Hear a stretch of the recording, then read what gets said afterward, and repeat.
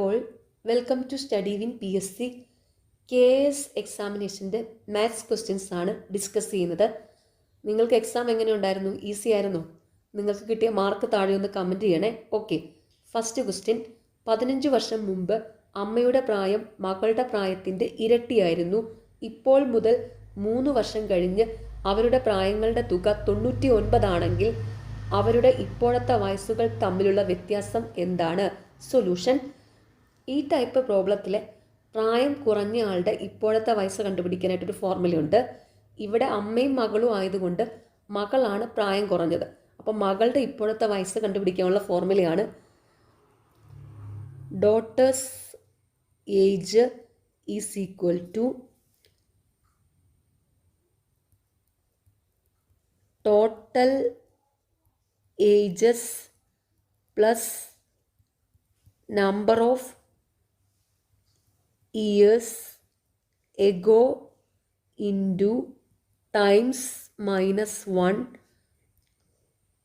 divided by times +1. ഇവിടെ total ages, ഇത് ഇവരുടെ ഇപ്പോഴത്തെ വയസ്സുകളുടെ തുകയാണ്. നമ്പർ ഓഫ് ഇയേഴ്സ് എഗോ, എത്ര വർഷങ്ങൾക്ക് മുമ്പാണെന്ന്. ടൈംസ് എന്ന് വെച്ചാൽ എത്ര ഇരട്ടിയാണെന്ന്. ഓക്കെ, അപ്പോൾ ഇവിടെ മകളുടെ ഇപ്പോഴത്തെ വയസ്സ് daughter's age is equal to value substitute ചെയ്യാം. ടോട്ടൽ ഏജസ്, ഇപ്പോഴത്തെ ഇവരുടെ വയസ്സുകളുടെ തുക. 3 വർഷം കഴിഞ്ഞ് ഇവരുടെ വയസ്സുകളുടെ തുകയാണ് 99. 3 വർഷം കഴിഞ്ഞ്. അപ്പോൾ ഇവിടെ 2 പേരുണ്ട്, അമ്മയും മോളും. അവരുടെ 3 വർഷം കഴിഞ്ഞുള്ള വയസ്സുകളുടെ തുകയാണ് 99 എങ്കിൽ അവരുടെ ഇപ്പോഴത്തെ വയസ്സുകളുടെ തുക എന്തായിരിക്കും? 2 പേർക്കും 3 വയസ്സ് വീതം കുറയും. അപ്പോൾ 99 മൈനസ് എത്ര? 2 പേർക്കും 3 വയസ്സ് വീതം കുറയും എന്ന് പറയുമ്പോൾ 6 വയസ്സ് കുറയും. 99 മൈനസ് 6, 93 വയസ്സാണ് ഇപ്പോഴത്തെ ഇവരുടെ വയസ്സുകളുടെ തുക. അപ്പോൾ total ages 93 plus number of years ago, എത്ര വർഷങ്ങൾക്ക് മുമ്പാണ്? 15 ഇൻറ്റു ടൈംസ് -1.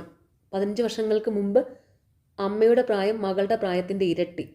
ഇരട്ടി എന്ന് പറയുമ്പോൾ 2 ടൈംസ് വരും. അപ്പോൾ 2 - 1 divided by times +1, 2 + 1 is equal to 93 plus 15 into 2 - 1 1. അപ്പോൾ 15 into 1 15 divided by 2 + 1 3. 93 15 108/3 is equal to 36. മകളുടെ ഇപ്പോഴത്തെ വയസ്സ് 36. അപ്പോൾ 15 വർഷം മുമ്പ് മകളുടെ വയസ്സ് എത്രയായിരിക്കും? 15 ഇയേഴ്സ് എഗോ, 15 വർഷം മുമ്പ് മകളുടെ വയസ്സ്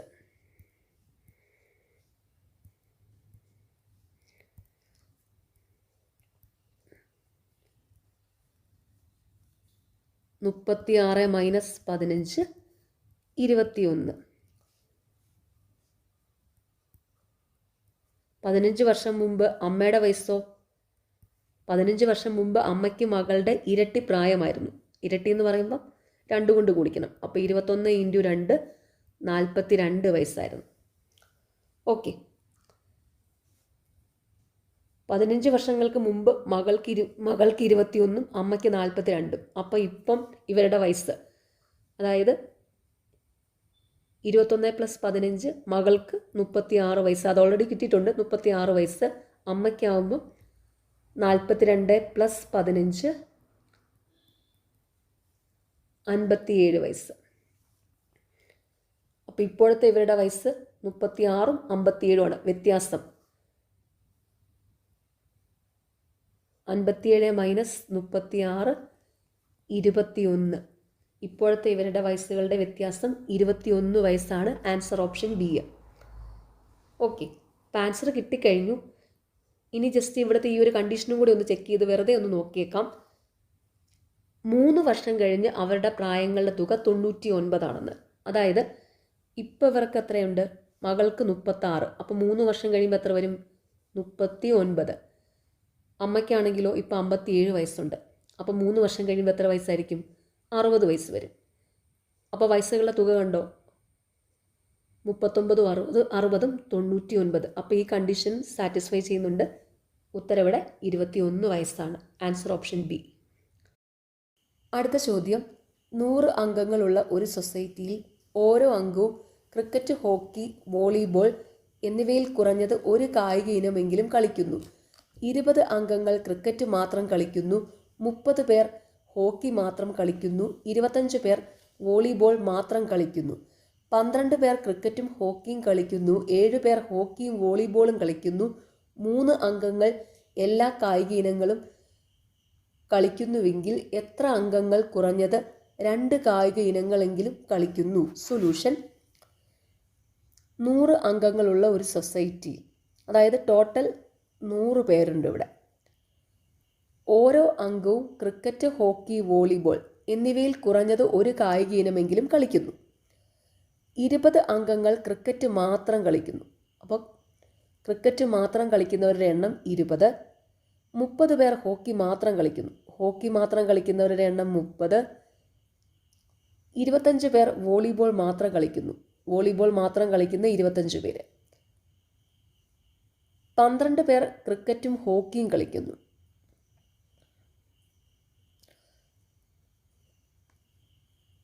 7 പേർ ഹോക്കിയും വോളിബോളും കളിക്കുന്നു. 3 അംഗങ്ങൾ എല്ലാ കായിക ഇനങ്ങളും കളിക്കുന്നു. അതായത് ക്രിക്കറ്റ്, ഹോക്കി, വോളിബോൾ ഇത് മൂന്നും കളിക്കുന്നവർ 3 പേരുണ്ട്. ഓക്കെ, അപ്പോൾ ഇവിടെ ചോദ്യം ഇതാണ്, എത്ര അംഗങ്ങൾ കുറഞ്ഞത് 2 കായിക ഇനങ്ങളെങ്കിലും കളിക്കുന്നു എന്നാണ് കണ്ടുപിടിക്കേണ്ടത്.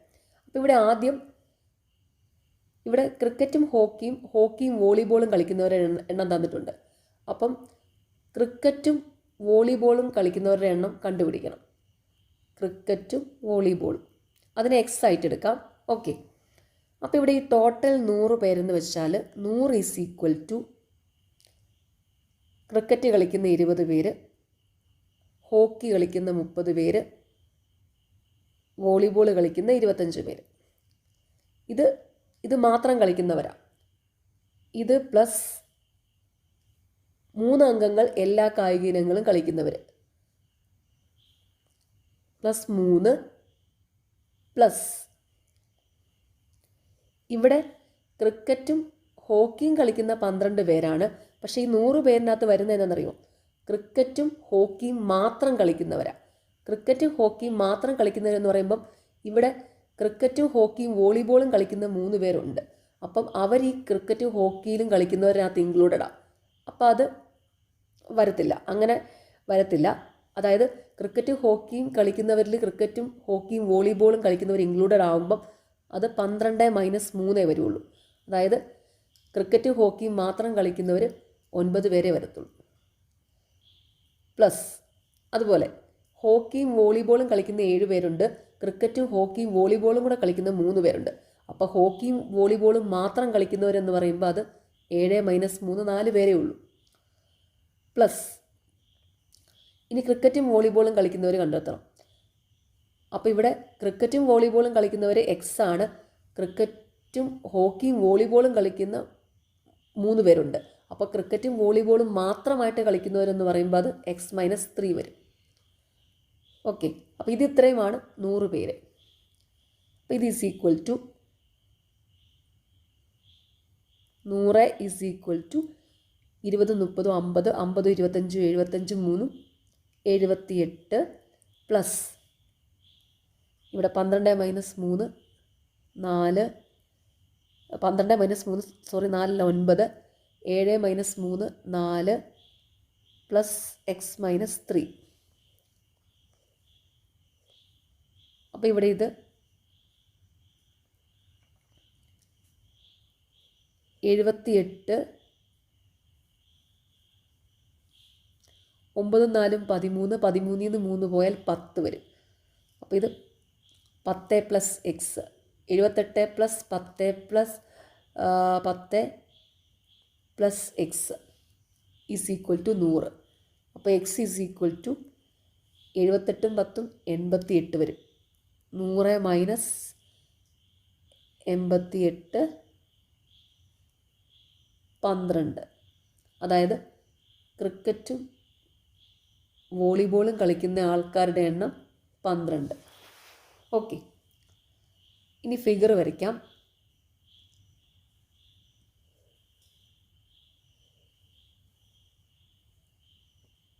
ഇവിടെ ഈ സൊസൈറ്റിയിൽ 100 പേരുണ്ട്.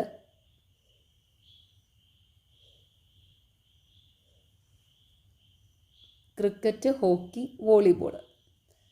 ക്രിക്കറ്റ് മാത്രം കളിക്കുന്ന 20 പേര്, ഹോക്കി മാത്രം കളിക്കുന്ന 30 പേര്, വോളിബോൾ മാത്രം കളിക്കുന്ന 25 പേര്. 3 അംഗങ്ങൾ എല്ലാ കായിക ഇനങ്ങളും കളിക്കുന്നുണ്ട്. 3 ഇവിടെ വരും. പിന്നെ ഇവിടെ ഈ സ്ഥലം എന്ന് വെച്ചാൽ ക്രിക്കറ്റും ഹോക്കിയും മാത്രം കളിക്കുന്നവരുടെ എണ്ണം. ക്രിക്കറ്റും ഹോക്കിയും മാത്രം കളിക്കുന്നവർ എത്ര വരും? 12 - 3 9 പേരാണ്. അപ്പോൾ ഇവിടെ 9 പേര്. ഇവിടെ ഹോക്കിയും വോളിബോളും മാത്രം കളിക്കുന്നവരാണ് ഇവിടെ വരുന്നത്. അതായത് 7 - 3 4 പേര് വരും. ഇവിടെ വോളിബോളും ക്രിക്കറ്റും മാത്രം കളിക്കുന്നവർ, അതായത് 12 - 3 9 പേര് വരും. ഓക്കെ, ഇതാണ് ഇതിൻ്റെ ഒരു ഫിഗർ. അപ്പോൾ ഇതിൽ നിന്ന് എത്ര അംഗങ്ങൾ കുറഞ്ഞത് 2 കായിക ഇനങ്ങളെങ്കിലും കളിക്കുന്നു? ഇതാണ് ഇവിടുത്തെ ചോദ്യം. അപ്പം 2 കായിക ഇനങ്ങളെങ്കിലും കളിക്കുന്നവർ. ഓക്കെ, അപ്പോൾ ഇവിടെ ഈ ഫിഗർ നോക്കിയാൽ അറിയാം, ക്രിക്കറ്റും ഹോക്കിയും കളിക്കുന്നവർ 9 പേരുണ്ട്. അതുപോലെ ഹോക്കിയും വോളിബോളും മാത്രം കളിക്കുന്ന 4 പേരുണ്ട്. ക്രിക്കറ്റും വോളിബോളും മാത്രം കളിക്കുന്ന 9 പേരുണ്ട്. ഓക്കെ, അപ്പോൾ ഇവിടെ 9 + 4 + 9 3 അംഗങ്ങൾ എല്ലാ കായിക ഇനങ്ങളും കളിക്കുന്നുണ്ട്. അപ്പോൾ ഈ 3 അംഗങ്ങൾ എല്ലാ കായിക ഇനങ്ങളും കളിക്കുമ്പം അവരെന്തായാലും 2 കളി കളിച്ചിരിക്കും അല്ലേ? 3 അംഗങ്ങൾ എല്ലാ കായിക ഇനങ്ങളും കളിക്കുമ്പോൾ അവർ ഓൾറെഡി 2 കളി കളിക്കുന്നുണ്ട്. അപ്പോൾ അവരെയും കൂടെ കൂട്ടണം. അപ്പോൾ ഇത് 9 × 4 = 13, 9 × 22 3 25 പേരാണ് കുറഞ്ഞത് 2 കായിക ഇനങ്ങളെങ്കിലും കളിക്കുന്നത്. Answer option A. ഇനി ഇവിടെ ചോദ്യം 2 കായിക ഇനങ്ങൾ മാത്രം കളിക്കുന്ന ആൾക്കാരാണെങ്കിൽ ഇവിടെ വരേണ്ടത് 9 × 9 = 18, 4 22 പേരെ വരത്തുള്ളൂ. ഓക്കെ, ഇവിടുത്തെ ചോദ്യം കുറഞ്ഞത് 2 കായിക ഇനങ്ങളെങ്കിലും കളിക്കുന്നു. ഇംഗ്ലീഷിൽ ആ ചോദ്യം എടുത്താൽ അറിയാം, അറ്റ്ലീസ്റ്റ് 2 സ്പോർട്സ്. കുറഞ്ഞത് 2 കായിക ഇനങ്ങൾ. അപ്പം ഈ 3 കളിക്കുന്നവരും കൂടെ അതിൽ ഇൻക്ലൂഡാണ്. കാരണം അവർ 3 അംഗങ്ങൾ എല്ലാ കായിക ഇനങ്ങളും കളിക്കുന്നുണ്ട്. അപ്പോൾ അവരെന്തായാലും 2 കളിയിൽ ഇൻക്ലൂഡഡ് ആണ്. അപ്പം ഇവിടെ 25 പേരായിരിക്കും. Answer option A. അടുത്ത ചോദ്യം, ഒരു പ്രത്യേക ഭാഷയിൽ ക്ലാസ് എന്നത് UUCNE എന്നാണ് കോഡ് ചെയ്തിരിക്കുന്നത്. സെക്ഷൻ എന്നതിൻ്റെ കോഡ് എന്താണ്? സൊല്യൂഷൻ, ക്ലാസ് എങ്ങനെയാണോ കോഡ് ചെയ്തിരിക്കുന്നത് അതുപോലെ സെക്ഷൻ്റെ കോഡും കണ്ടുപിടിക്കണം.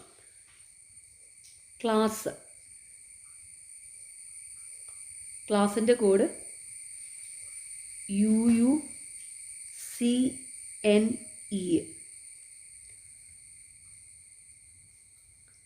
അപ്പോൾ ഇവിടെ ക്ലാസ് വന്നിട്ടുള്ളത് എങ്ങനെയെന്ന് നോക്കാം. ഏറ്റവും എളുപ്പത്തിൽ മനസ്സിലാകുന്ന ആദ്യം നോക്കി മനസ്സിലാക്കണേ. ഓക്കെ, അപ്പോൾ ഇവിടെ എയുടെ താഴെയാണ് സി വന്നിട്ടുള്ളത്. അപ്പോൾ A+2 ആണ് സി. ABC, A+2C. അടുത്തത് എല്ലിൻ്റെ ഇവിടെ ക്രോസ് ചെയ്ത് ഇവിടെ എല്ലും എന്നും ഇങ്ങനെ ക്രോസ് ആയിട്ടാണ് വന്നിരിക്കുന്നത്. അതായത് L+2 ആണ് N. അതുപോലെ എസ്സിന് ഇങ്ങനെ ക്രോസ് ചെയ്ത് വന്നിരിക്കുന്നത് S+2 ആണ്, STU. അപ്പോൾ എസ്സിന് നേരെ വന്നിട്ടുള്ള U ആണ് S+2. അടുത്തത് CE, C+2 ആണ് E ക്രോസ് ചെയ്ത് വന്നിട്ടുള്ളത്, CDE. അതുപോലെ S+2 ഇങ്ങോട്ട് ക്രോസ് ചെയ്ത് വന്നിരിക്കുക, STU, S+2U. ഓക്കെ, അപ്പോൾ ഇത് ഇങ്ങനെ ക്രോസ് ചെയ്തിട്ടാണ് വന്നിട്ടുള്ളത്. അപ്പോൾ അതുപോലെ സെക്ഷനും കണ്ടുപിടിക്കാം.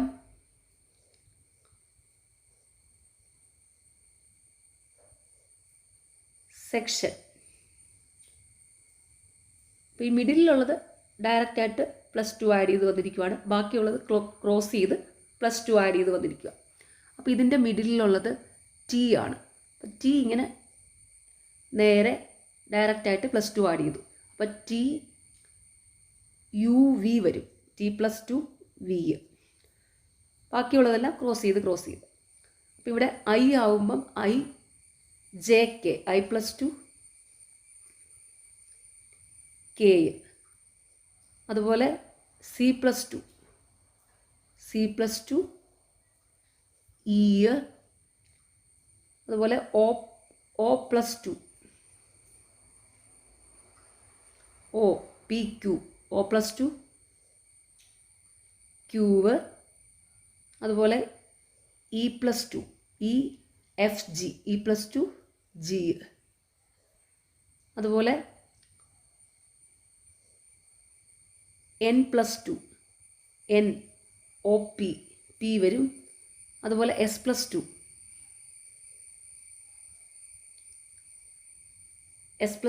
TU U വരും. S+2 U വരും. അപ്പോൾ കോഡ് ഇതാണ് സെക്ഷൻ്റെത് PQKVEGU. Answer option D. ഇനി ഇങ്ങനെ ഈ ക്രോസ് ചെയ്ത് വരുന്നതാണെങ്കിൽ എളുപ്പത്തിൽ ഈ തന്നിരിക്കുന്ന വേർഡിനെ ഒന്ന് തിരിച്ചെഴുതിയിട്ട് അവിടെ എന്താണോ ചെയ്തിരിക്കുന്നത് അതുപോലെ ചെയ്താൽ മതി. അപ്പോൾ ഇവിടെ ക്ലാസ് എന്നുള്ളത് ഇങ്ങനെ എഴുതാം. ക്ലാസ് എന്നുള്ളത് തിരിച്ചെഴുതുമ്പോൾ SSALC എന്ന് എഴുതുക. ഇവിടെ എന്താ വന്നിട്ടുള്ളത്? +2 ആഡ് ചെയ്തിട്ടല്ലേ. അപ്പോൾ S+2 U, S+2 U, A+2 C, L+2 N, C+2 E. ഇങ്ങനെയും ചെയ്യാം. ഓക്കെ. ക്രോസ് ചെയ്ത് വരുവാണെങ്കിൽ വേർഡ് തിരിച്ചെഴുതുക. അവിടെ എന്താണോ ചെയ്തിരിക്കുന്നത് അതുപോലെ ചെയ്യുക. ഇവിടെ ഇപ്പോൾ +2 ആയതുകൊണ്ട് +2 ആഡ് ചെയ്തു. ഓക്കെ. അപ്പോൾ ഈ രണ്ട് കാര്യങ്ങളും ഒന്ന് ഓർത്ത് വയ്ക്കുക. ചോദ്യം A+B എന്നാൽ AB-യുടെ മകളെന്നും A/B എന്നാൽ AB-യുടെ അമ്മയെന്നും A×B എന്നാൽ AB-യുടെ മകനെന്നും A-B എന്നാൽ AB-യുടെ പിതാവെന്നും കരുതുക. P+Q−R×S/T ആണെങ്കിൽ P Tയുമായി എങ്ങനെ ബന്ധപ്പെട്ടിരിക്കുന്നു? സൊല്യൂഷൻ. ഇതൊരു ഫാമിലി റിലേഷൻ പ്രോബ്ലം ആണ്. അപ്പോൾ ഫിഗറൊക്കെ വരയ്ക്കണം. ആദ്യം ഈ സിമ്പൽ ഡിനോട്ട് ചെയ്യുന്നത് എന്താണെന്ന് നോക്കാം. A+B എന്നാൽ AB-യുടെ മകളെന്ന്. അപ്പോൾ പ്ലസ് സൈൻ ഡിനോട്ട് ചെയ്യുന്നത് മകളാണ്, ഡോട്ടർ D. A/B എന്നാൽ AB-യുടെ അമ്മയെന്ന്. അപ്പോൾ ഡിവിഷൻ ഡിനോട്ട് ചെയ്യുന്നത് അമ്മ, മദർ. A×B എന്നാൽ AB-യുടെ മകനെന്ന്. അപ്പോൾ ഇൻറ്റു ആകുമ്പോൾ മകൻ, സണ്ണ്. A-B എന്നാൽ AB-യുടെ പിതാവെന്ന്. മൈനസ് ഡിനോട്ട് ചെയ്യുന്നത് ഫാദർ. ഓക്കെ. അപ്പോൾ ഇവിടെ തന്നിരിക്കുന്ന എക്സ്പ്രഷൻ ഇതാണ്. P+Q−R×S/T. ഓക്കെ. അപ്പോൾ ഈ എക്സ്പ്രഷൻ വെച്ച് ഈ സിമ്പിൾ യൂസ് ചെയ്ത് ഫിഗർ വരയ്ക്കാം. P+Q പ്ലസ് സൈൻ ഡിനോട്ട് ചെയ്യുന്നത് ഡോട്ടർ ആണെന്നാണ്. അപ്പോൾ P+Q എന്ന് വെച്ചാൽ P Qവിൻ്റെ മകളാണെന്ന്. Q ഇവിടെ എഴുതുക. Qവിൻ്റെ താഴെ മകളാകുമ്പോൾ താഴെ വരും P. ഫാമിലി റിലേഷൻ ടൈപ്പ് പ്രോബ്ലത്തിൽ മെയിൽ പേഴ്സണെ റെപ്രസെൻ്റ് ചെയ്യാൻ പ്ലസ് സൈൻ യൂസ് ചെയ്യും. ഫീമെയിൽ പേഴ്സൺ ആണെങ്കിൽ മൈനസ് സൈൻ യൂസ് ചെയ്യും. ഓക്കെ. അപ്പോൾ ഇതൊന്ന് ഓർത്ത് വെക്കുക. അപ്പോൾ ഇവിടെ P Qവിൻ്റെ മകളാണെന്ന് പറയുമ്പോൾ P മൈനസ് സൈൻ വെച്ച് റെപ്രസെൻ്റ് ചെയ്യുക. Q−R, മൈനസ് എന്ന് വെച്ചാൽ ഫാദറാണ്. അപ്പം Q−R എന്ന് വെച്ചാൽ Q R-ൻ്റെ അച്ഛനാണെന്ന്. അപ്പോൾ Qവിൻ്റെ താഴെ R വരും. Q അച്ഛനാണ്. അപ്പോൾ Qവിനെ പ്ലസ് സൈൻ കൊടുത്തു. R×S, ഇൻറ്റു എന്ന് പറഞ്ഞാൽ സണ്ണ. അപ്പോൾ R എസിൻ്റെ മകനാണ്. അപ്പോൾ R മകനായതുകൊണ്ട് മെയിൽ പേഴ്സൺ ആയതുകൊണ്ട് പ്ലസ് സൈൻ യൂസ് ചെയ്തു. R ആരുടെ മകനാണ്? എസിൻ്റെ മകനാണ്. ഓക്കെ. അപ്പോൾ ഇവിടെ എസ് മുകളിൽ വരും. ഓക്കെ, അപ്പോൾ ആറിൻ്റെ അച്ഛൻ ക്യൂ ആണ്. അപ്പോൾ എസിൻ്റെ മകനാണെന്ന് പറയുമ്പോൾ എസ് ആരായിരിക്കും? എസ് ആറിൻ്റെ അമ്മയായിരിക്കും. ക്യൂ അച്ഛനാവുമ്പോൾ എസ് അമ്മ വരും.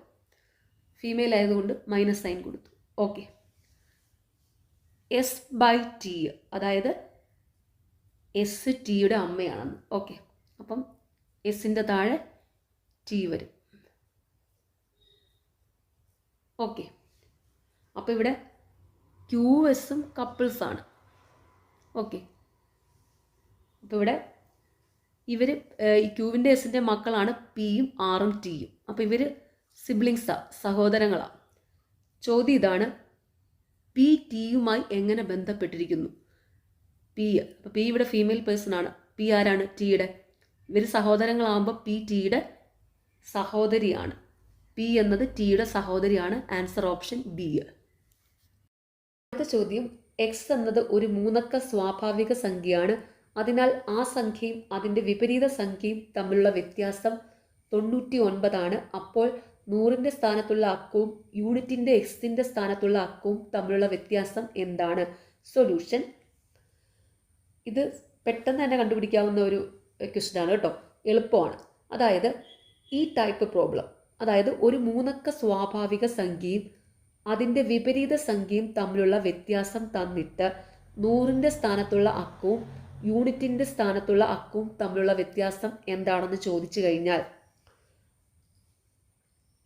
ഈ തന്നിരിക്കുന്ന വ്യത്യാസത്തെ 99 കൊണ്ട് ഡിവൈഡ് ചെയ്യുന്നതായിരിക്കും അതിൻ്റെ ഉത്തരം. ഈ തന്നിരിക്കുന്ന വ്യത്യാസം എപ്പോഴും 99 99ൻ്റെ മൾട്ടിപ്ലോ വരുള്ളൂ. ഓക്കെ, അപ്പോൾ ഇവിടെ ഉത്തരം 99 divided by 99 is equal to 1. Answer option C. നിങ്ങളിത് മാത്രം പഠിച്ചു വെക്കുക. ഇങ്ങനെ ഒരു ചോദ്യം വന്നാൽ ഇതിനെ 99 കൊണ്ട് ഡിവൈഡ് ചെയ്യുന്നതായിരിക്കും ഉത്തരം എന്ന്. ഓക്കെ, ഇനി ഞാനിത് ഒന്ന് എക്സ്പ്ലെയിൻ ചെയ്ത് നിങ്ങൾക്ക് മനസ്സിലാക്കാൻ വേണ്ടിയിട്ടൊന്ന് പറയാം. ഓക്കെ, ഒരു മൂന്നക്ക സ്വാഭാവിക സംഖ്യയുടെ ഇക്വേഷൻ ഇതാണ്: 100A + 10B + C.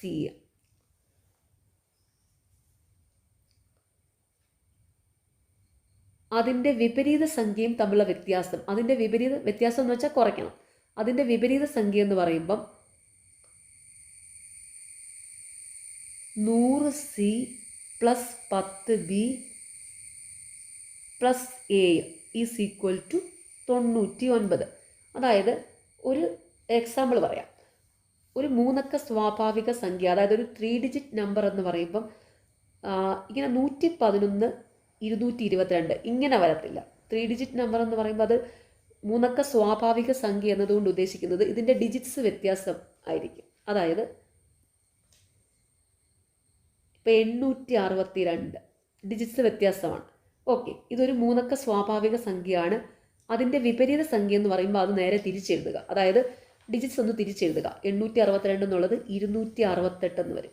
ഓക്കെ, അപ്പോൾ ഇതിൻ്റെ വ്യത്യാസം എപ്പോഴും ഒരു 99ൻ്റെ ഒരു മൾട്ടിപ്ലോ ആയിരിക്കും. ഓക്കെ, അപ്പോൾ ഇതിൻ്റെ വ്യത്യാസം ജസ്റ്റ് ഇവിടെ ഒന്ന് നോക്കാം.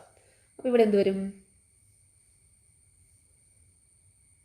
8 4 12 7 7 9 16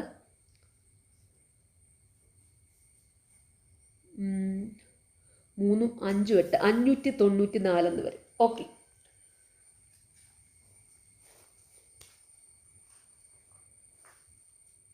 ഓക്കെ, അപ്പോൾ ഇത് 594 എന്നുള്ളത് 99ൻ്റെ ഒരു മൾട്ടിപ്പിളാണ്. 99 × 6 ആണ് ഈ 594 എന്നുള്ളത്. ഓക്കെ, അപ്പോൾ ഈ സംഖ്യയുടെ വ്യത്യാസം എന്താ? 100ൻ്റെ സ്ഥാനത്തുള്ള അക്കവും യൂണിറ്റ് എന്ന് വെച്ചാൽ ഒറ്റയുടെ സ്ഥാനത്തേക്കും തമ്മിലുള്ള വ്യത്യാസം എന്ത് വരും? 8 - 2 6 ആയിരിക്കും. ഓക്കെ, അതായത് ഈ തന്നിരിക്കുന്ന 594 ആണല്ലോ വ്യത്യാസം. ഇതായിരിക്കും ചോദ്യത്തിൽ തരുന്നത്. അതെപ്പോഴും എന്താ? 99ൻ്റെ മൾട്ടിപ്പിൾ ആയിരിക്കും. അപ്പം 594 99 കൊണ്ട് ഡിവൈഡ് ചെയ്താൽ 6 ആയിരിക്കും. ഓക്കെ, അപ്പം അപ്പോൾ ഈ ഇക്വേഷൻ വെച്ചിട്ടൊന്ന് ഇതൊന്ന് എക്സ്പ്ലെയിൻ ചെയ്യാം. ഒരു മൂന്നക്ക സ്വാഭാവിക സംഖ്യയും അതിൻ്റെ വിപരീത സംഖ്യയും. ഈ വിപരീത സംഖ്യ എഴുതുമ്പോൾ കണ്ടോ, ഈ മിഡിലുള്ള സംഖ്യ സെയിം ആയിരിക്കും. അതാണ് ഇവിടെ 10B തന്നെ ഇവിടെ വന്നത്. ഈ 100ൻ്റെ സ്ഥാനത്തെ ഒറ്റയുടെ സ്ഥാനത്തെ അക്കം തമ്മിൽ ഇൻ്റർചേഞ്ച് ചെയ്യും. അതാണ് എയും സിയും ഇൻ്റർചേഞ്ച് ചെയ്തത്, സിയും എയുമായിട്ട് മാറിയത് വിപരീത സംഖ്യ എഴുതിയപ്പോൾ. ഓക്കെ, അപ്പോൾ ഇനി ഇത് സോൾവ് ചെയ്യുക. അതായത് 100A plus 10B plus C minus 100C minus 10B minus A is equal to 99. Okay, അപ്പോൾ ഇവിടെ 10Bയും പ്ലസ് 10Bയും മൈനസ് 10Bയും തമ്മിൽ വെട്ടിപ്പോയി. ഇനി 100A minus A 99A plus C minus 100C, അപ്പോൾ അത് minus 99C is equal to 99. അപ്പോൾ ഇവിടെ എന്ത് വരും? 99 കോമണാണ്. 99നെ കോമൺ ആയിട്ട് എടുക്കുമ്പോൾ ബ്രാക്കറ്റിനുള്ളിൽ A minus C is equal to 99. അപ്പോൾ ഇവിടെ എന്ത് വരും? Therefore A minus C is equal to 99/99 is equal to 1 എന്ന് വരും. അതായത് ഒരു മൂന്നക്ക സ്വാഭാവിക സംഖ്യയും അതിൻ്റെ വിപരീത സംഖ്യയും തമ്മിലുള്ള വ്യത്യാസം, അതായത് ഇത് 100A plus 10B plus C minus 100C plus 10B plus A എന്നുള്ളത്, ഇതെന്ന് വെച്ചാൽ ഈ 99 ഇൻറ്റു എ മൈനസ് സി ആയിരിക്കും.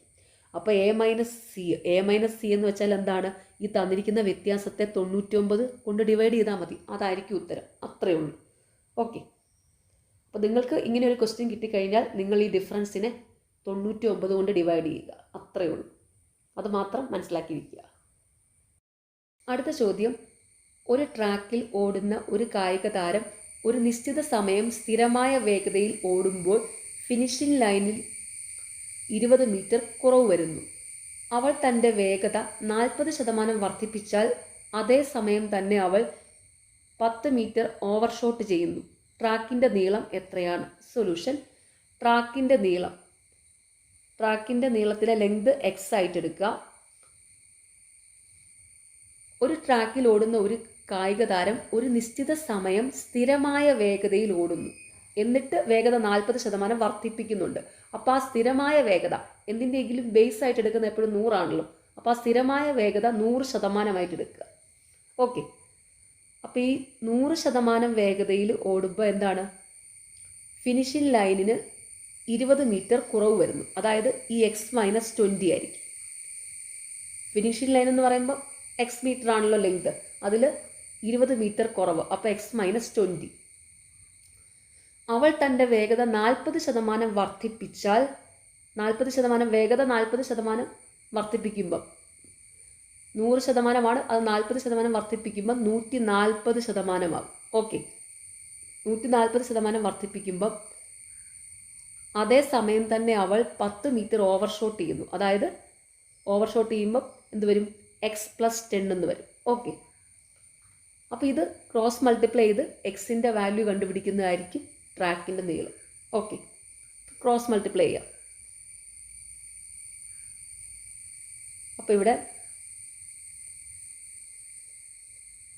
100 into x plus 10 is equal to 140 into x minus 20. 100x plus 100 into 10 1000 is equal to 140 into x 140x minus 140 into 20 2800. 140x minus 100x is equal to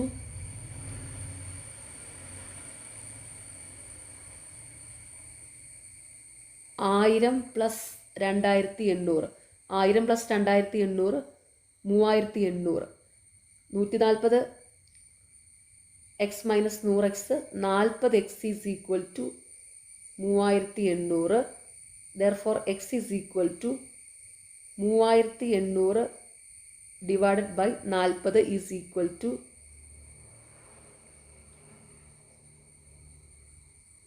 95 മീറ്ററാണ് answer, option C. ചോദ്യം, താഴെ കൊടുത്തിരിക്കുന്ന pie chart office യാത്രക്കാർ അവരുടെ ഓഫീസിലെത്താൻ ഉപയോഗിക്കുന്ന വാഹനങ്ങളെ പ്രതിനിധീകരിക്കുന്നു. യാത്രയ്ക്കായി 4 ചക്ര വാഹനങ്ങൾ ഉപയോഗിക്കുന്ന ഓഫീസ് ജീവനക്കാരുടെ മധ്യകോൺ എന്താണ്? സൊല്യൂഷൻ, ഈ ക്വസ്റ്റ്യൻ കാണുമ്പോൾ ഒരു ടഫായിട്ടൊക്കെ തോന്നും, പക്ഷേ ഭയങ്കര സിമ്പിളാട്ടോ. അതായത് ഇവിടെ ചോദിച്ചിരിക്കുന്നത് ഒരു പൈ ചാർട്ടാണ് തന്നിരിക്കുന്നത്. അതായത് ആ പൈ ചാർട്ട് പറയുന്നത് ഒരു ഓഫീസിൽ യാത്രക്കാരെ എത്താൻ ഉപയോഗിക്കുന്ന വാഹനങ്ങളെയാണ് പ്രതിനിധീകരിക്കുന്നത്. യാത്രയ്ക്കായിട്ട് 4 ചക്ര വാഹനങ്ങൾ ഉപയോഗിക്കുന്ന ഓഫീസ് ജീവനക്കാരുടെ മധ്യകോൺ എത്രയെന്നാണ് കണ്ടുപിടിക്കേണ്ടത്. അപ്പോൾ ഇവിടെ നടന്നു വരുന്നവർ വോക്ക് 20 പേരുണ്ട്, കാറിൽ വരുന്നവർ 100 പേരുണ്ട്, ബസ്സിൽ വരുന്നവർ 80 പേരുണ്ട്, ബൈക്കിൽ വരുന്നവർ 120 പേരുണ്ട്. അപ്പോൾ ടോട്ടൽ എത്ര പേരുണ്ടെന്ന് നോക്കാം. ടോട്ടൽ ഇവിടെ നടന്നു വരുന്ന 20 പേര്, കാറിൽ വരുന്ന 100 പേര്, ബസ്സിൽ വരുന്ന 80 പേര്, ബൈക്കിൽ വരുന്ന 120 പേര്. അപ്പോൾ ഇത് 320 പേരുണ്ട് ആകെ ആൾക്കാർ. ഓക്കെ, അപ്പോൾ ടോട്ടൽ 320 പേരുണ്ട്. ഈ 320 പേരിൽ 4 ചക്ര വാഹനങ്ങളിൽ വരുന്നവർ, അതായത് 4 ചക്രം എന്ന് പറയുമ്പോൾ കാറിലും ബസ്സിലും വരുന്നവരാണ്. കാറും ബസ്സുമാണ് 4 ചക്ര വാഹനങ്ങൾ. അപ്പോൾ ഇതിൽ വരുന്ന ആൾക്കാരാണ് 4 ചക്ര വാഹനത്തിൽ വരുന്നത്. അതായത് കാറിലും ബസ്സിലും എത്രയാണ്? കാറിൽ 100 പേര് വരുന്നുണ്ട്, ബസ്സിൽ 80 പേര് വരുന്നുണ്ട്. അപ്പം 4 ചക്ര വാഹനങ്ങൾ 4 വീലറിൽ വരുന്നവർ എത്രയാണ്? 100 + 80 180 പേരാണ്. അപ്പോൾ ആകെ 320 പേരുണ്ട്. 4 വീലറിൽ വരുന്നവർ 180 പേര്. അപ്പോൾ ഇവരുടെ മധ്യകോൺ എത്രയെന്നാണ് കണ്ടുപിടിക്കേണ്ടത്. അപ്പോൾ മധ്യകോൺ എന്ന് പറയുമ്പോൾ ഒരു സർക്കിൾ, ഇതൊരു സർക്കിളാണ്. ഈ സർക്കിളിൻ്റെ ടോട്ടൽ എന്ന് പറയുന്നത് എത്രയാണ്? സർക്കിളിൻ്റെ ടോട്ടൽ എത്രയാണ്? 360 ഡിഗ്രിയാണ്. ഓക്കെ, അപ്പോൾ ഇവിടെ മധ്യകോണല്ലേ കണ്ടുപിടിക്കേണ്ടത്. അപ്പം 360 ഡിഗ്രി ഇൻറ്റു ടോട്ടൽ എത്ര ആൾക്കാരുണ്ട്? 320. 4 വീലറിൽ വരുന്നതോ 180. ഇത് കണ്ടാൽ മതി. ഓക്കെ, 0 0 വെട്ടി 4 കൊണ്ട് വെട്ടാവേ. 4 8 32, 4 9 36, അപ്പോൾ 90 വരെ. അപ്പോൾ ഇനി 2 കൊണ്ടാകുമ്പോൾ 2 4 8 45 2 90. ഓക്കെ, അപ്പോൾ ഇവിടെ 2 കൊണ്ട് 2 2 4 2 9 18. ഓക്കെ, അപ്പോൾ 45ൻ്റെ പകുതി എന്ന് പറയുമ്പോൾ 22.5. 22.5 ഇൻറ്റു 9, 9 5 45, ശിഷ്ടം 4, പോയിൻ്റ് ഇട്ടു. 9 2 18, 18 4 22, ശിഷ്ടം 2, 9 2 18 2 20. 202.5 ഡിഗ്രിയാണ് ആൻസർ, ഓപ്ഷൻ എ. ചോദ്യം: 100 പേർ ഒരു സ്പെൽ ബി മത്സരത്തിൽ പങ്കെടുത്തു. ഓരോ റൗണ്ടിലും 2 പേർ പരസ്പരം മത്സരിക്കുന്ന റൗണ്ടുകൾ നടന്നു. ഓരോ റൗണ്ടിനും ശേഷം റൗണ്ടിലെ തോൽവി മത്സരത്തിൽ നിന്ന് പുറത്താവുകയും റൗണ്ടിലെ വിജയ് ഗെയിമിൽ തുടരുകയും ചെയ്യും. റൗണ്ടുകളൊന്നും സമനിലയിൽ കലാശിച്ചില്ലെങ്കിൽ അന്തിമ വിജയിയെ തീരുമാനിക്കാൻ എത്ര റൗണ്ടുകൾ കളിച്ചു? സൊല്യൂഷൻ: ഇവിടെ ഒരു ഗെയിമിൽ 100 പേര് പങ്കെടുത്തു. ഓരോ റൗണ്ടിലും 2 പേര് പരസ്പരമാണ് മത്സരിക്കുന്നത്. ഓരോ റൗണ്ടിനും ശേഷം റൗണ്ടിലെ തോൽവി മത്സരത്തിൽ നിന്ന് പുറത്താവുകയും വിജയ് ഗെയിമിൽ തുടരുകയും ചെയ്യും. അപ്പോൾ 2 പേര് മത്സരിക്കുമ്പം ഒരാൾ ഫെയിൽഡ് ആകും, ഒരാൾ വിന്നറാകും. ആ വിന്നറാകുന്ന ആളാണ് അടുത്ത കളിയിൽ തുടരുന്നത്. ഓക്കെ, അപ്പോൾ ഇവിടെ 100 പേരുണ്ട്, 2 പേര് പരസ്പരം കളിക്കുന്നു, കളിയൊന്നും സമനിലയിലാകുന്നുമില്ല. അപ്പം 99ാമത്തെ കളി, 99ാമത്തെ കളിയിൽ 99ാമത്തെ ആളും 100ാമത്തെ ആളും തമ്മിലാണ് കളിക്കുന്നത്. അപ്പോൾ അവിടെ ഒരാൾ ഫെയിൽഡ് ആകും, ഒരാൾ വിന്നറാകും. അപ്പോൾ 99ാമത്തെ കളിയിൽ ഇവിടെ വിന്നറെ കിട്ടും. അപ്പോൾ ഇവിടുത്തെ ആൻസർ ഓപ്ഷൻ ഡി 99 ആണ്. 99 കളി കളിച്ചാൽ മതി. ഞാൻ ഒരു എക്സാമ്പിൾ പറയാം. സപ്പോസ് 2 പേര് ഒരു ഗെയിമിൽ പങ്കെടുക്കുവാണ്. അപ്പോൾ ഇതുപോലെ തന്നെ 2 പേര് പരസ്പരം കളിക്കുന്നു, കളിയൊന്നും സമനിലയിൽ വരുന്നില്ല. അങ്ങനെയാണെങ്കിൽ 2 പേര് പരസ്പരം കളിക്കുമ്പം ഒരൊറ്റ കളി പോരെ വിന്നറെ കണ്ടെത്താനായിട്ട്. അതുപോലെ ഇപ്പോൾ 10 പേര് ഈ സെയിം കളി തന്നെ കളിക്കുക. അപ്പം കളിയൊന്നും സമനിലയിലാകുന്നില്ല, 2 പേര് വെച്ചിട്ടാണ് കളിക്കുന്നത്. ഓക്കെ, അപ്പം 9ാമത്തെ കളിയാകുമ്പോൾ എന്താണ്? 9ാമത്തെ ആളും ഉണ്ട്, 10ാമത്തെ ആളും ഉണ്ട്. അപ്പോൾ 9ാമത്തെ കളിയിൽ വിന്നറെ കിട്ടിക്കഴിഞ്ഞു. അപ്പോൾ അവിടെ 10 പേരുണ്ടെങ്കിൽ എത്ര കളിയാണ് കളിക്കേണ്ടത്? 9 ഗെയിമാണ് കളിക്കേണ്ടത്. ഓക്കെ. അടുത്ത ചോദ്യം, താഴെയുള്ള ചിത്രത്തിൽ എ സി എന്നത് വൃത്തത്തിൻ്റെ വ്യാസമാണ്. A B is equal to 12 സെൻറ്റിമീറ്ററും B C is equal to 5 സെൻറ്റിമീറ്ററും ആണെങ്കിൽ ഷെയ്ഡുള്ള ഭാഗത്തിൻ്റെ വിസ്തീർണം കണ്ടെത്തുക. സൊല്യൂഷൻ, ഇവിടെ ഒരു സർക്കിൾ തന്നിട്ടുണ്ട്, അതിനുള്ളിൽ ഒരു ട്രയാങ്കിൾ തന്നിട്ടുണ്ട്. ഈ ഷെയ്ഡുള്ള ഭാഗത്തിൻ്റെ വിസ്തീർണ്ണമാണ് കണ്ടുപിടിക്കേണ്ടത്. ഷെയ്ഡുള്ള ഭാഗത്തിൻ്റെ വിസ്തീർണം സർക്കിളിൻ്റെ ഏരിയ എന്ന് ട്രയാങ്കിളിൻ്റെ ഏരിയ കുറച്ചാൽ മതി. അപ്പോൾ ഇവിടെ സർക്കിളിൻ്റെ area A is equal to pi r square. ഈ ട്രയാങ്കിൾ ഇതൊരു റൈറ്റ് ആംഗിൾഡ് ട്രയാങ്കിളാണ്. റൈറ്റ് ആംഗിൾഡ് ട്രയാങ്കിളിൻ്റെ ഏരിയ കണ്ടുപിടിക്കാനുള്ള ഫോർമുലയാണ് half b h. B base h height. Okay. ഇവിടെ A B is equal to 12 centimetre എന്ന് തന്നിട്ടുണ്ട്. എ ബി ആണ് ഇവിടെ ബേസ് ആയിട്ട് വരുന്നത്. B C 5 centimetre. B C ആണ് ഈ ട്രയാങ്കിളിൻ്റെ ഹൈറ്റ്. എ സി കണ്ടുപിടിക്കണം. എ സി ഒരു റൈറ്റ് ആംഗിൾഡ് ട്രയാങ്കിൾ ആകുമ്പോൾ അതിൻ്റെ നീളം കൂടിയ വശം എന്ന് പറയുന്നത് ഹൈപ്പോട്ടോണിയൂസ് ആണ്. അപ്പോൾ ഹൈപ്പോട്ടോണിയൂസിൻ്റെ കണ്ടുപിടിക്കുന്നത് root of base square plus height square ആണ്. അപ്പോൾ ഇവിടെ റൂട്ട് ഓഫ് ബേസ് ഇവിടെ 12 ആണ്, ഹൈറ്റ് 5 ആണ്. അപ്പോൾ ഇത് A C is equal to root of 12 square plus 5 square is equal to 12ൻ്റെ സ്ക്വയർ 144, 5ൻ്റെ സ്ക്വയർ 25. അപ്പോൾ ഇത് root 144 25 root 169 is equal to 13 centimetre ആണ് എ സി വരുന്നത്. എ സി എന്നത് വൃത്തത്തിൻ്റെ വ്യാസ. ഈ വൃത്തത്തിൻ്റെ വ്യാസമാണ് എ സി. അപ്പം വൃത്തത്തിൻ്റെ diameter A C is equal to വ്യാസമാണ്, ഡയമീറ്റർ ആണ്. അപ്പോൾ അത് 13 സെൻറ്റിമീറ്റർ ആകുമ്പം റേഡിയസ്, വൃത്തത്തിൻ്റെ റേഡിയസ് ഡയമീറ്ററിൻ്റെ പകുതിയാണ്. അപ്പോൾ d/2 ആകുമ്പോൾ 13/2 6 സെൻറ്റിമീറ്റർ ആണ് റേഡിയസ്. ഓക്കെ. ഇനി വാല്യൂ സബ്സ്റ്റിറ്റ്യൂട്ട് ചെയ്യാം. അതായത് area A is equal to എന്താണ്? സർക്കിളിൻ്റെ area pi r square minus ട്രയാങ്കിളിൻ്റെ area half b h. Okay. അപ്പോൾ ഇത് പൈക്ക് 3.14 എന്ന വാല്യൂ ഉണ്ട്. 22/7 രണ്ടും കറക്റ്റ് തന്നെയാണ്. ഞാനിവിടെ കൊടുക്കുന്നത് 3.14 ആണ്.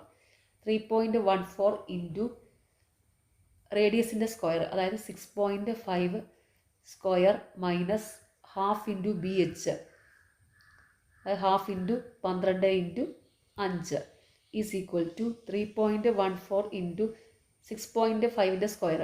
5ൽ അവസാനിക്കുന്ന സംഖ്യയുടെ സ്ക്വയർ കണ്ടുപിടിക്കാനുള്ള ട്രിക്ക് യൂസ് ചെയ്ത് വേഗം കണ്ടുപിടിക്കാം. അപ്പോൾ ഇവിടെ 65ൻ്റെ സ്ക്വയർ ആകുമ്പോൾ 6.5ൻ്റെ സ്ക്വയർ ആകുമ്പോൾ ഇവിടെ 5ൻ്റെ സ്ക്വയർ എന്ന് പറയുമ്പോൾ 25, 6 7 42. ഇത് 42.25 എന്ന് വരും. മൈനസ് ഹാഫ് ബി എച്ച്, അതായത് 12 ഇൻറ്റു 5 60, 60/2 30 ഈസ് ഈക്വൽ ടു, ഇനി 3.14 ഇൻറ്റു 42.25, അതായത് 4225-നെ 314 കൊണ്ട് ഗുണിക്കാം. അപ്പോൾ ഇത് 4 5 20 0 ശിഷ്ടം 2, 4 2 8, 8 5 13, 2 15 ശിഷ്ടം 1, 3 5 15, 15 8 23 2, 25 1, 26 ശിഷ്ടം 2, 4 4 16, 4 16 6, 22 2, 24 2, 26 ശിഷ്ടം 2, 3 2 6, 6 4 10 2, 12 ശിഷ്ടം 1, 4 3 12 1 13. അപ്പോൾ ഇവിടെ 1 2 3 4 സ്ഥാനം മാറ്റി കുത്തിടണം. അപ്പോൾ 1 2 3 4. അപ്പോൾ ഇത് 132.66, അതായത് 132.7 എന്നെടുക്കാം. 132.7. അപ്പോൾ ഇവിടെ എന്ത് വരും? ഇത് മൾട്ടിപ്ലൈ ചെയ്ത് കിട്ടിയതാണ്. 132.7 മൈനസ് 30 വരുമല്ലോ. ഓക്കെ. അപ്പോൾ ഇവിടെ എന്താ 132.66 എന്നുള്ളത് നമുക്ക് 7ന് കറക്റ്റ് ചെയ്യാം കേട്ടോ. അപ്പം 132.7 എടുക്കുക മൈനസ് 30 ഈസ് ഈക്വൽ ടു 102.7 കിട്ടും. 102. 73 ആൻസർ ഓപ്ഷൻ ബി. ചോദ്യം, അമിത് ഡൽഹിയിലാണ് താമസിക്കുന്നത്, അമൻ മുംബൈയിൽ താമസിക്കുന്നില്ല എന്ന പ്രസ്താവനയുടെ നിഷേധം ഇതാണ്. സൊല്യൂഷൻ, നിഷേധം എന്ന് വെച്ചാൽ എതിരായിട്ടുള്ള അഭിപ്രായം. അപ്പം ഇവിടെ അമിത് ഡൽഹിയിലാണ് താമസിക്കുന്നത്, അതിൻ്റെ എതിരായിട്ട് വരുന്ന എന്താണ്? അമിത് ഡൽഹിയിൽ താമസിക്കുന്നില്ല. അമൻ മുംബൈയിൽ താമസിക്കുന്നില്ല, അതിന് എതിരെ അല്ലെങ്കിൽ അതിന് നിഷേധമായിട്ട് വരുന്ന പ്രസ്താവന എന്താണ്? അമൻ മുംബൈയിലാണ് താമസിക്കുന്നത്. അങ്ങനെ വരുന്നത് ഓപ്ഷൻ ബിയിലാണ്. അമിത് ഡൽഹിയിൽ താമസിക്കുന്നില്ല, അമൻ മുംബൈയിലാണ് താമസിക്കുന്നത്. ഓക്കെ. അടുത്ത ചോദ്യം, 3 + 5 + 7 + 9 + എക്സെട്ര എന്ന പരമ്പരയ്ക്കും 3 + 6 + 9 + 12 + എക്സെട്ര എന്ന പരമ്പരയ്ക്കും ഇടയിലുള്ള 100ാമത്തെ പൊതുപദം. സൊല്യൂഷൻ, ഇവിടെ 2 അരിത്തമെറ്റിക് പ്രോഗ്രഷനിലുള്ള സീരീസ് തന്നിട്ടുണ്ട്. ഇതിൻ്റെ രണ്ടിനും ഇടയിലുള്ള 100ാമത്തെ പൊതുപദമാണ് കണ്ടുപിടിക്കേണ്ടത്. ഒരു അരിത്തമെറ്റിക് പ്രോഗ്രഷനിലെ n-ാം പദം കണ്ടുപിടിക്കാനുള്ള ഫോർമുലയാണ് an = a + n-1 × dn. അപ്പോൾ ഇവിടെ 2 സീരീസ് തന്നിട്ടുണ്ട്, ഇതിൻ്റെ ഇടയിലുള്ള 100ാമത്തെ പൊതുപദമാണ് കണ്ടുപിടിക്കേണ്ടത്. അപ്പോൾ ഇവിടുത്തെ കോമൺ ഡിഫറൻസ് എന്ന് പറയുന്നത് ഈ 2 സീരീസിൻ്റെയും കോമൺ ഡിഫറൻസിൻ്റെ LCM ആയിരിക്കും. ഓക്കെ. അപ്പോൾ ഇവിടെ 3 + 5 + 7 + 9 + എക്സെട്ര ഇതിൻ്റെ കോമൺ ഡിഫറൻസ് 2 വീതം ആഡ് ചെയ്താണ് പോകുന്നത്. അപ്പോൾ ഇത് 2ആണ് ഇവിടുത്തെ കോമൺ ഡിഫറൻസ്. അടുത്തത് 3 + 6 + 9 + 12 + എക്സെട്ര. അപ്പോൾ ഈ സീരീസ് 3 വീതം ആഡ് ചെയ്താണ് പോകുന്നത്. അപ്പോൾ ഇവിടുത്തെ കോമൺ ഡിഫറൻസ് 3 ആണ്. അപ്പം ഇതിന് രണ്ടിനും ഇടയിലുള്ള ഒരു സീരീസ് ഉണ്ട്, അതാണ് ഇതിന് രണ്ടും ഇടയിലുള്ള 100ാമത്തെ പൊതുപദമാണ് കണ്ടുപിടിക്കേണ്ടത്. അപ്പോൾ അതിൻ്റെ കോമൺ ഡിഫറൻസ് എന്ന് പറയുന്നത് ഈ 2 കോമൺ ഡിഫറൻസിൻ്റെ LCM. അപ്പോൾ ഇവിടെ LCM ഓഫ് 2 3, 2ൻ്റെ 3ൻ്റെ LCM 6 ആണ്. ഓക്കെ. അപ്പോൾ ഇവിടെ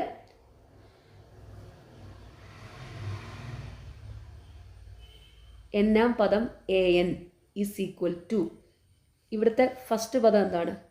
ഫസ്റ്റ് പദം a 3 ആണ്. n 100 ആണ്, 100ാമത്തെ പൊതുപദമാണ് കണ്ടുപിടിക്കുന്നത്. അപ്പം 100 ആണ് n.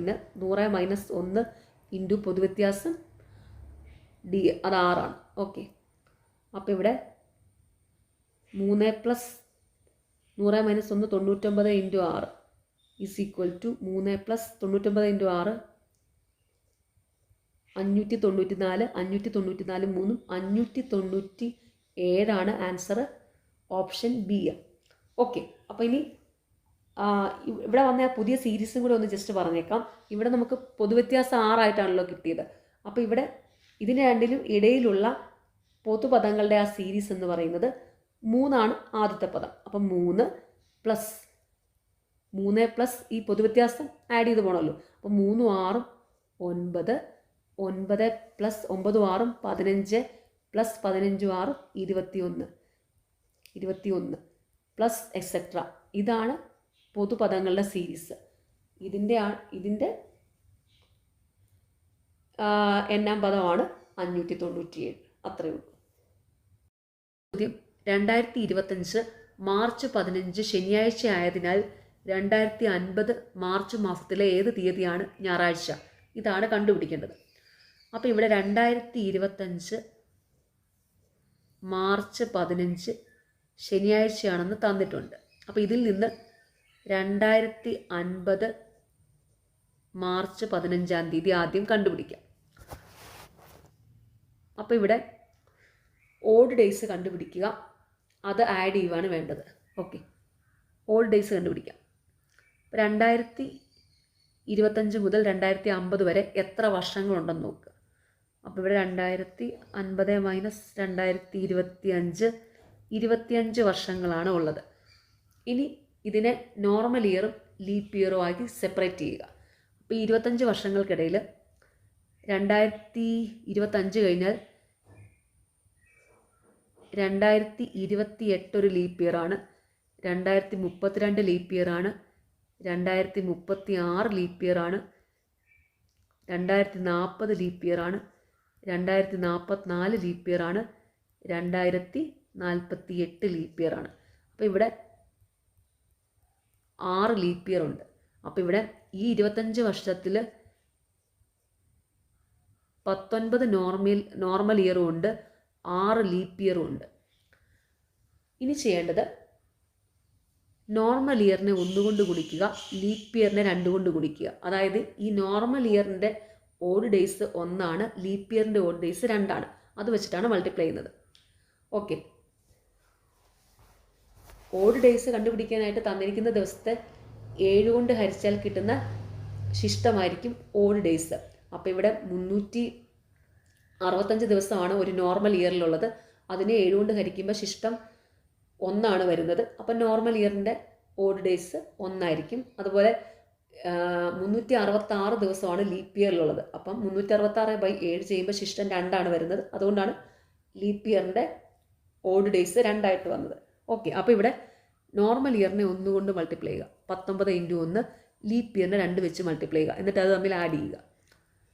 ഇവിടെ 6, 2, 12, 19, 12, 31. അപ്പോൾ ഇവിടെ 31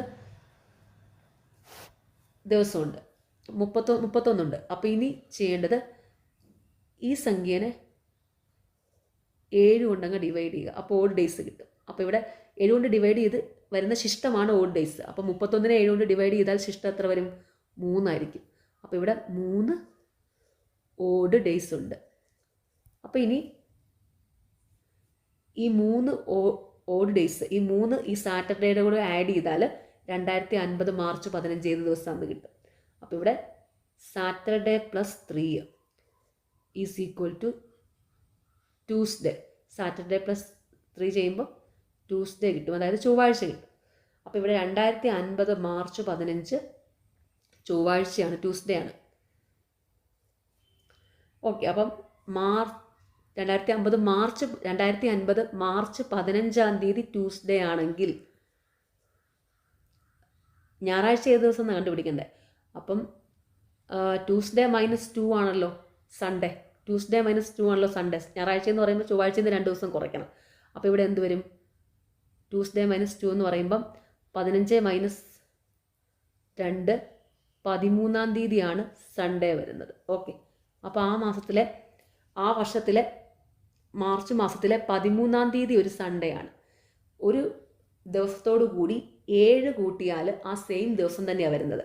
അപ്പം ഇവിടെ 13, 7, 20, 27, അതുപോലെ 6, 6, 7, 13, 13, 7, 20, 20, 7, 27 ഈ ദിവസങ്ങളൊക്കെ ഇവിടെ സൺഡേ ആയിരിക്കും.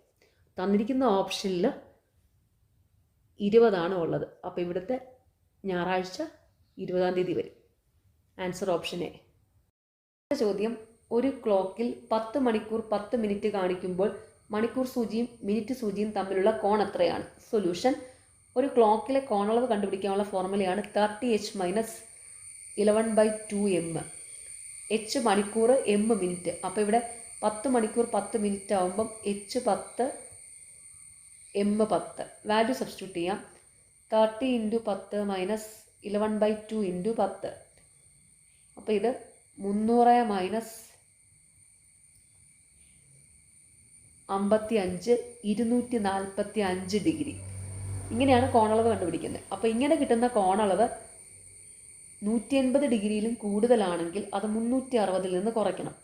360 ഡിഗ്രി - 245 ഡിഗ്രി. അപ്പോൾ ഇത് 115 ഡിഗ്രി എന്ന് കിട്ടും. ഓക്കെ, അപ്പോൾ ഇവിടെ തന്നിരിക്കുന്ന ഓപ്ഷനിൽ 115 ഡിഗ്രി എന്നൊരു ആൻസർ ഇല്ല.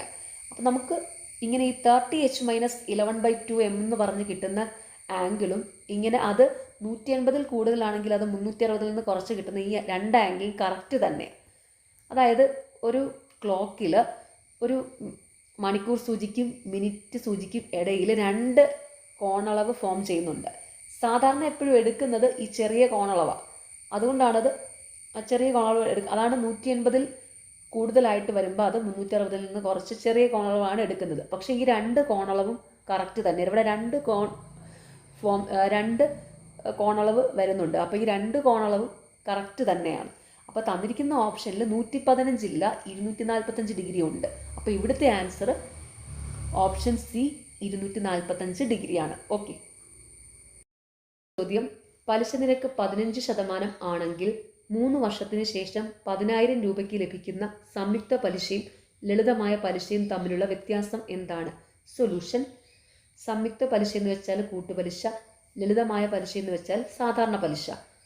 3 വർഷത്തിന് ശേഷമുള്ള കൂട്ടുപലിശയും സാധാരണ പലിശയും തമ്മിലുള്ള വ്യത്യാസം കണ്ടുപിടിക്കാനുള്ള ഫോർമുലയാണ് difference D is equal to PR² into 300 plus R divided by 100 cube. അപ്പോൾ ഇവിടെ പി പ്രിൻസിപ്പൽ എമൗണ്ട് ആണ്, അതായത് ഡെപ്പോസിറ്റ് ചെയ്ത എമൗണ്ട് 10,000 രൂപ, R റേറ്റ് 15% നിരക്ക്. വാല്യൂ സബ്സ്റ്റിറ്റ്യൂട്ട് ചെയ്യുക. Difference D is equal to 10,000 into R², 15ൻ്റെ സ്ക്വയർ, അതിനെ 15 ഇൻറ്റു 15 എന്ന് എഴുതുവാണ്. 300 plus R, 300 plus 15, 315 divided by 100 cube. 100 into 100 into 100. ഇവിടെ 0 0 വെട്ടി, 0 0 വെട്ടി. ഇനി 5 3 15, 5 20 100. അതുപോലെ 5 കൊണ്ട് 5 3 15, 5 4 20. അപ്പോൾ ഇത് 315 ഇൻറ്റു 3 3 9. 315 ഇൻറ്റു 9, 9 5 45 ശിഷ്ടം 4, 9 4 13 ശിഷ്ടം 1, 9 3 27 1 28. 2835 divided by 4 is equal to, അപ്പോൾ ഇത് 4 7 28, 3 ആകുമ്പോൾ 0 കൊടുത്തു, 35 4 8 32 പോയിൻ്റ് ഇട്ടു, 32 3 35, അപ്പോൾ 30 ആകുമ്പം 4 7 28, പിന്നെ 20 വരും, അപ്പം 4 5 20. അപ്പോൾ ഇത് 708.75 രൂപയാണ് ആൻസർ. തന്നിരിക്കുന്ന ഓപ്ഷൻസിൽ ഈ ആൻസർ ഇല്ല, അതുകൊണ്ട് ഫൈനൽ ആൻസർ കീയിൽ ഇത് ഡിലീറ്റഡ് ആവും. ഓക്കെ. കടയുടമ ഒരു ഉൽപ്പന്നം 10% നഷ്ടത്തിൽ വിറ്റു. അയാളുടെ വിൽപ്പന വില 100 രൂപ കൂടുതലായിരുന്നെങ്കിൽ അയാൾക്ക് 10% ലാഭം ലഭിക്കുമായിരുന്നു. ചെലവ് വില എത്രയായിരുന്നു? സൊല്യൂഷൻ, ഇവിടെ കോസ്റ്റ് പ്രൈസാണ് കണ്ടുപിടിക്കേണ്ടത്. ഇവിടെ ഇൻക്രീസ്ഡ് പ്രൈസും പ്രോഫിറ്റ് പെർസെൻറ്റേജും ലോസ് പെർസെൻറ്റേജും തന്നിട്ടുണ്ട്. ഇങ്ങനെ ഇൻക്രീസ്ഡ് പ്രൈസും പ്രോഫിറ്റ് പെർസെൻറ്റേജും ലോസ് പെർസെൻറ്റേജും തന്നാൽ കോസ്റ്റ് പ്രൈസ് കണ്ടുപിടിക്കാനുള്ള ഫോർമുലയാണ് cost price is equal to increased price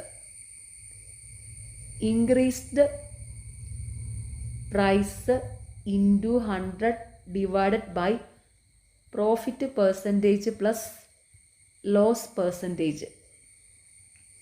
അപ്പോൾ ഇവിടെ ഇൻക്രീസ്ഡ് പ്രൈസ് കൂടുതലായിരുന്ന വില എത്രയാണ്? കൂടിയ വില ഇൻക്രീസ്ഡ് പ്രൈസ് 100 രൂപ. പ്രോഫിറ്റ് പെർസെൻറ്റേജും ലോസ് പെർസെൻറ്റേജ് ഇവിടെ 10. Profit percentage 10, loss percentage 10. Value substitute ചെയ്യുക.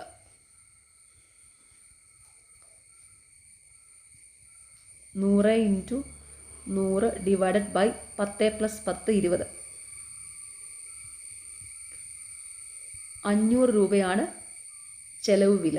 Answer option A. നിങ്ങൾക്ക് എക്സാം എങ്ങനെ ഉണ്ടായിരുന്നു? എളുപ്പമായിരുന്നോ? നിങ്ങൾക്ക് കിട്ടിയ മാർക്ക് താഴെ ഒന്ന് കമൻറ്റ് ചെയ്യുക. നിങ്ങൾക്ക് ഈ ചാനൽ ഇഷ്ടപ്പെടുന്നുണ്ടെങ്കിൽ സബ്സ്ക്രൈബ് ചെയ്യണം, സപ്പോർട്ട് ചെയ്യണം. താങ്ക്